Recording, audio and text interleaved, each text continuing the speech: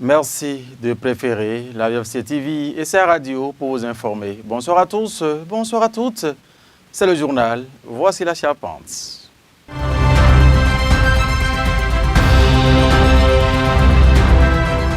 C'est dans une sobriété absolue que les professionnels des médias ont célébré la Journée internationale de la liberté de la presse le 3 mai dernier. Au cours de cette occasion, le président de la HAC, Edouard Loko, a lancé un vibrant appel aux professionnels des médias. Dans ce journal, on en parlera.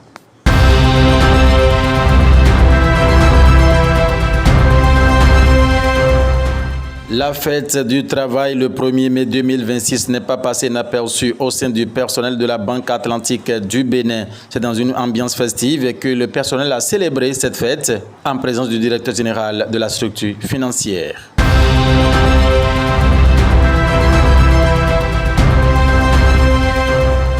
Hors de nos frontières, la République démocratique du Congo propose des initiatives à Fizi pour reconstruire la paix. Une fois de Paris 2026 propose des chaussettes limousines, des savons nantais et cafetières chinoises. Ces petits patrons coincés par la crise, ils sont au total 1200 exposants porte de Versailles jusqu'au 11 mai 2026. Voilà pour les titres, le développement dans un instant.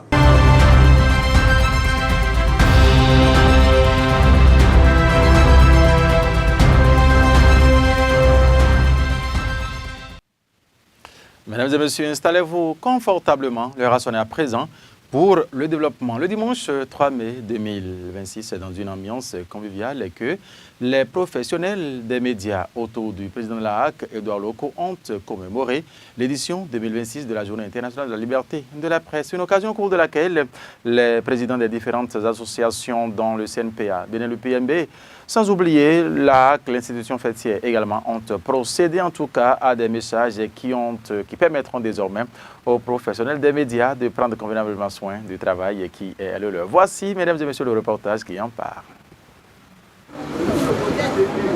C'est au siège de la haute autorité de l'audiovisuel et de la communication HAC que les acteurs des médias se sont réunis ce dimanche 3 mai à l'occasion de l'édition 2026 de la Journée internationale de la liberté de la presse. Professionnels des médias et responsables d'associations y ont pris part en présence du président de l'institution, Edouard Loko. Une cérémonie marquée par des allocutions dans une sobriété assumée. Face aux nombreux défis qui entravent l'épanouissement de la presse béninoise, le président du CNPA Bénin a rappelé sa vision et son approche. Le CNPA Bénin a privilégié le dialogue et la concertation à travers l'organisation de la table ronde des médias, l'atelier de validation des recommandations, les rencontres entre acteurs du secteur ainsi que les échanges réguliers avec la HAC afin de rechercher des solutions consensuelles aux difficultés du secteur. Je voudrais saluer les efforts de la HAC, dont les actuels responsables, sous le leadership éclairé de son président et avec l'implication de toute son équipe, font preuve d'écoute, d'ouverture au dialogue et d'innovation dans la gouvernance du secteur des médias.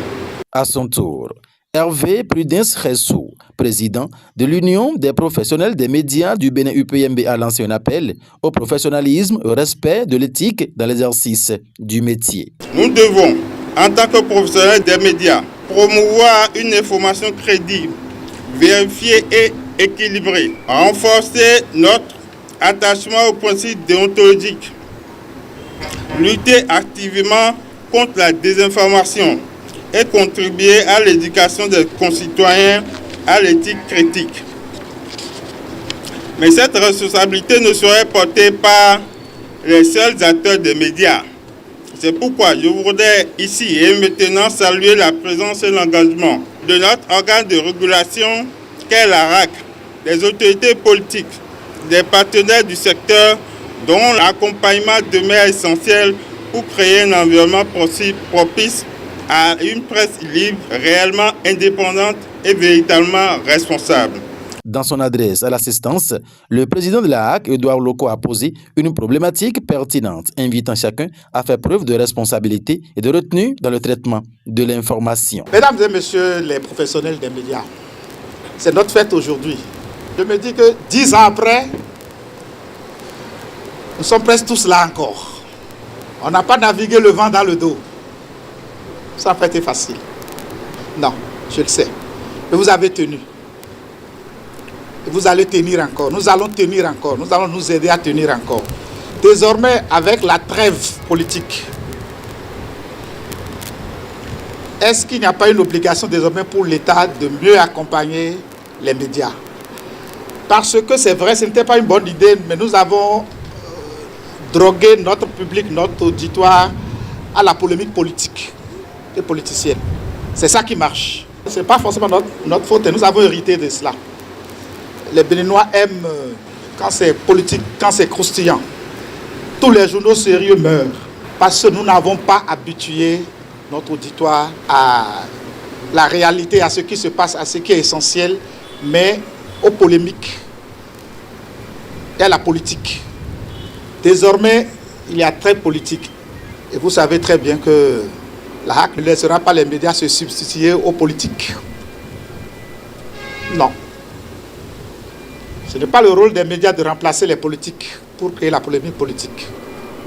Approché à la fin des manifestations, Agapit Napoléon Maforican, ancien conseiller à la HAC et actuel directeur de ETL, estime que la trêve politique observée n'est qu'un épiphénomène pour les médias, dont le rôle reste clairement défini, quelles que soient leurs circonstances. Les médias ne créent pas l'information, les médias traitent l'information, la commentent, l'analysent, la décryptent et donnent la parole aux acteurs. Donc du coup, la trêve politique, comme on le dit dans les tribunaux, c'est un non-lieu à mon humble avis, puisque l'actualité va toujours fonctionner, l'information va toujours tourner et les médias auront peut-être plus de responsabilité à traiter l'actualité, la vraie, l'information, la vraie, que celle relevant de la chamaille, c'est-à-dire tel attaque tel, tel injurie tel se bat avec tel, qui ne relève pas nécessairement de ce dont les populations ont besoin, mais qui relève de ce que nous avons l'habitude de servir aux gens.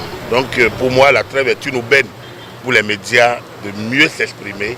Encore faudrait-il que les acteurs politiques leur en donnent les moyens, c'est-à-dire gèrent l'information.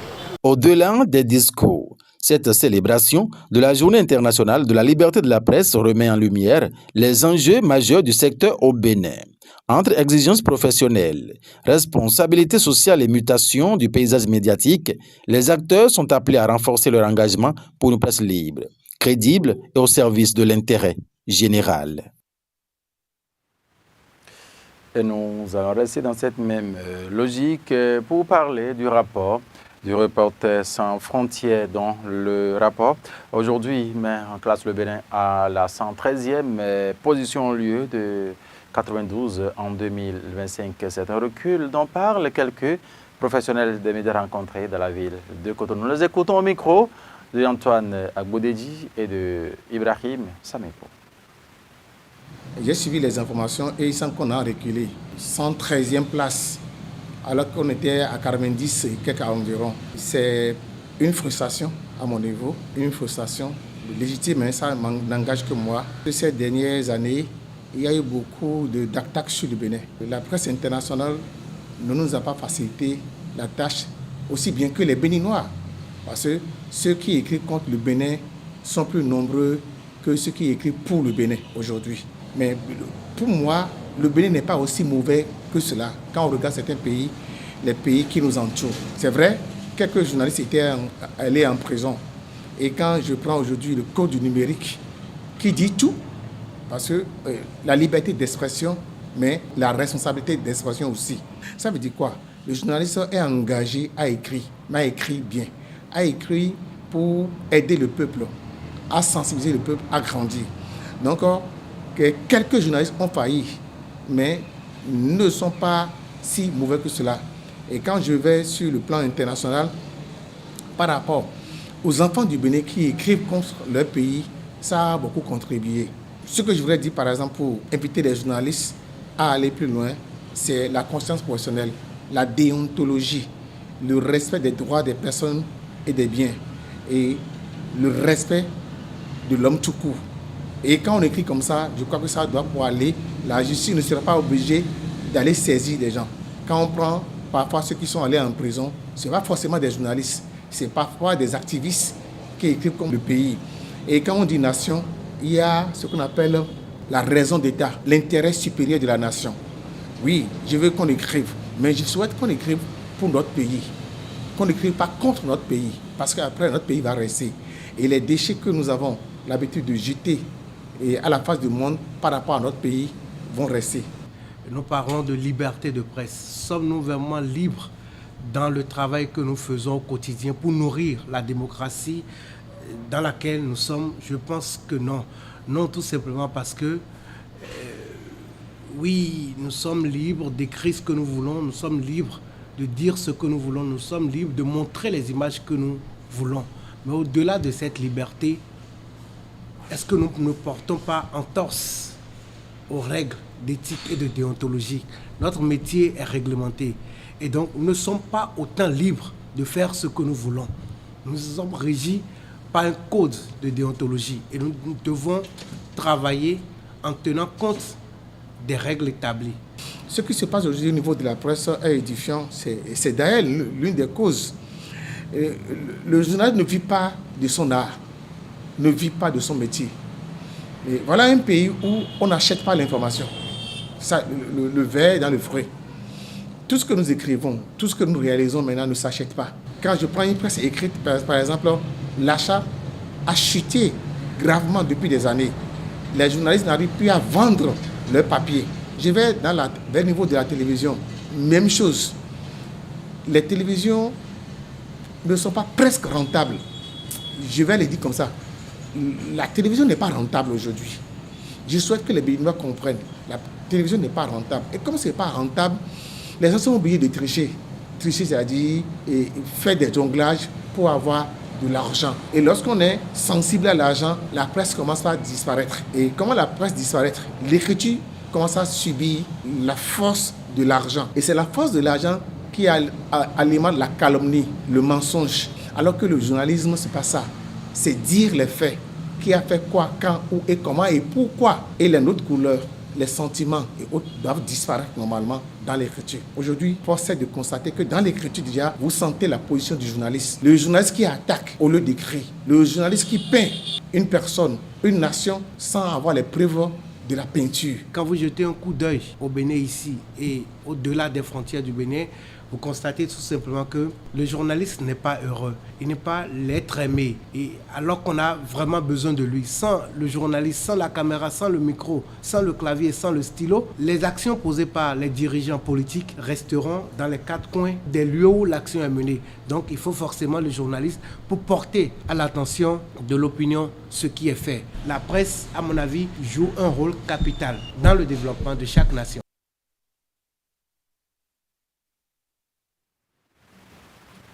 Mesdames et messieurs, nous allons continuer cette session d'information par ici ce soir pour nous intéresser à présent à la célébration de la fête des travailleurs le 1er mai 2026 entre personnels. Les employés de la Banque Atlantique du Bénin se sont retrouvés également afin de sacrifier à cette tradition. Occasion pour ces derniers d'honorer l'un de leurs qui part pour sa retraite. Voici le reportage ici sur les images ramenées par Ibrahim Sané.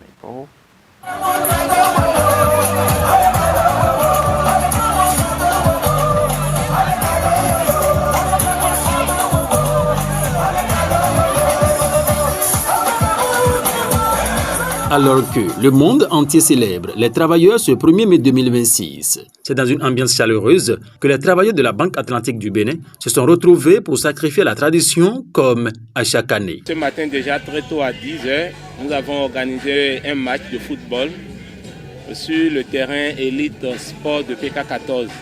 Ce match qui s'est déroulé de 10h jusqu'à midi.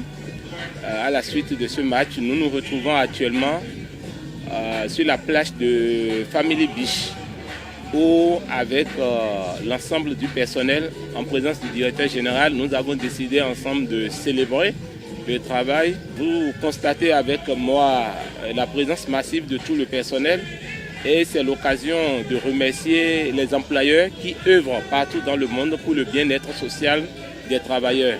Si historiquement et étymologiquement, le travail renvoyait à des réalités très dures et parfois péjoratives liées à la torture et autres. Aujourd'hui, il est communément admis et partagé par tout le monde que le travail a également pour vertu de permettre aux travailleurs de s'épanouir, de se développer, d'améliorer leurs conditions de vie sociale. Et ce qui est important à faire, c'est de trouver l'intelligence collective afin que cette mission du travail soit réalisée avec l'incontournable nécessité de l'outil du travail qui doit être préservé. Après les traditionnels discours conformément au rite, à ces occasions suivies de la transmission du cahier de revendications, place fut faite à une séance de formation conduite par un représentant de la CNSS portant sur le thème « Sécurité sociale et responsabilité du travailleur ». Nous avons l'habitude à chaque célébration de 1er mai, en marge de nos activités récréatives, nous mettons toujours un accent particulier sur la formation et nous formons les syndiqués parce que quelqu'un qui est bien formé et qui a toutes les informations est habilité ou a tout ce qu'il faut pour mieux travailler et pour mieux aussi défendre ses droits. L'autre motif qui sous-tend la joie de ces travailleurs en ce jour de fête, c'est la signature de la nouvelle convention collective des banques et établissements financiers du Bénin. Depuis 9 ans, nous utilisons une convention qui date de 2017 et grâce à Dieu, nous avons pu réviser cette convention qui a été signée hier sous la Direction générale du travail qui est chapeautée par le ministère du Travail. Donc cette signature de cette nouvelle convention collective est quand même une bonne nouvelle pour toute la corporation, pour tout le secteur bancaire béninois et nous accueillons cette révision avec beaucoup de joie. Nous remercions les membres de l'APBF, nous remercions tous les membres du bureau syndical qui ont discuté pendant plusieurs semaines et des discussions qui ont quand même abouti à cette révision. Et nous saluons l'esprit d'ouverture de tout un chacun.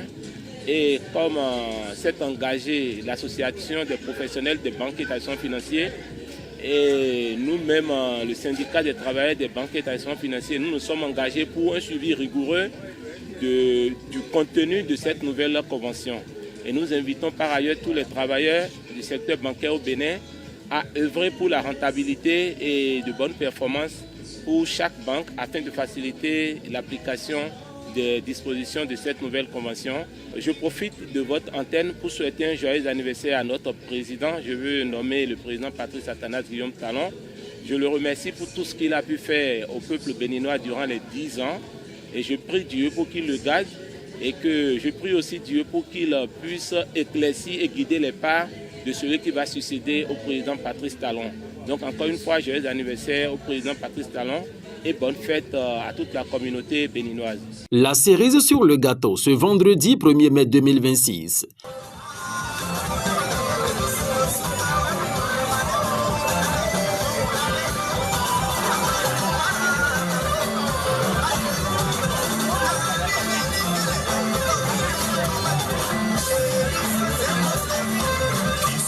C'est le départ à la retraite d'un ancien agent de la Banque Atlantique Bénin dont les collègues et collaborateurs reconnaissent et saluent la qualité d'un homme de cœur.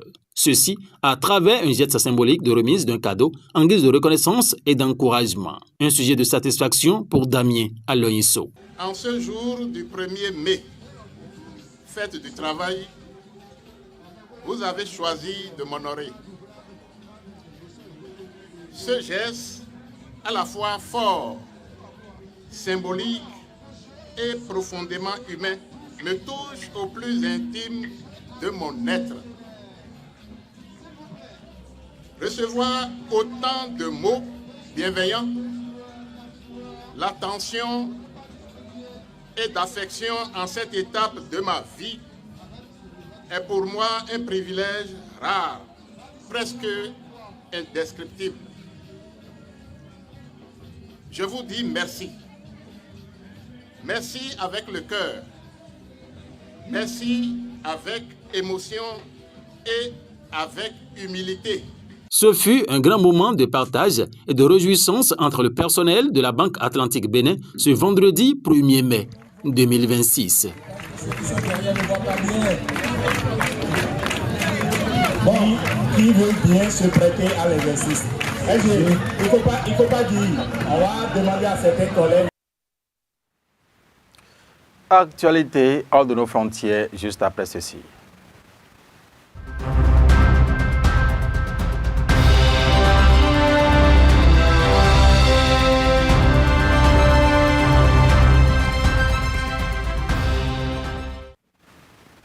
Alors que l'armée militaire de la République démocratique du Congo mène des opérations de sécurisation sur l'axe Baraka-Bibo-Koboko dans les hauts et moyens plateaux de Fizi, des initiatives locales émergent pour tenter de restaurer une cohabitation pacifique entre communautés dans une zone marquée par des sanctions persistantes. Voici les images.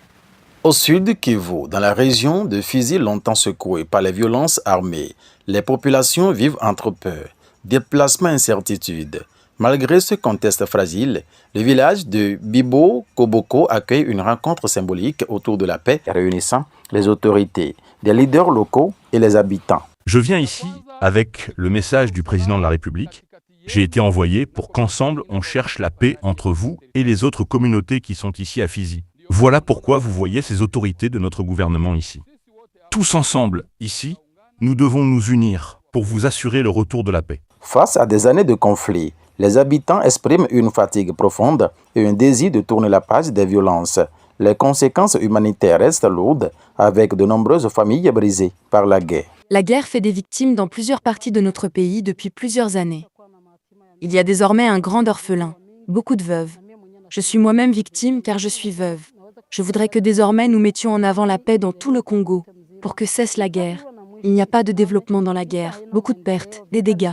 Dans ce contexte, la société civile appelle à un changement de mentalité et à la fin des divisions communautaires souvent entretenues par des discours politiques. Mon message, c'est tout juste et à toutes les communautés de mettre devant eux ce que nous appelons la recherche d'une cohésion sociale et la paix durable, en évitant de partager des discours de haine, en évitant de suivre les politiciens qui veulent chaque fois diviser les communautés et pourtant que leurs enfants vivent à l'extérieur, ils sont en Europe, ils sont en Amérique, ils mangent bien, que nous on est ici en train de s'entretuer pour rien, aussi longtemps que nous n'avons aucun intérêt pour ces tueries. Dans cette partie du Sud Kivu, la paix reste un processus fragile mais indispensable, car au cœur même du conflit, les communautés continuent, malgré tout, de chercher des voies pour reconstruire le vivre ensemble.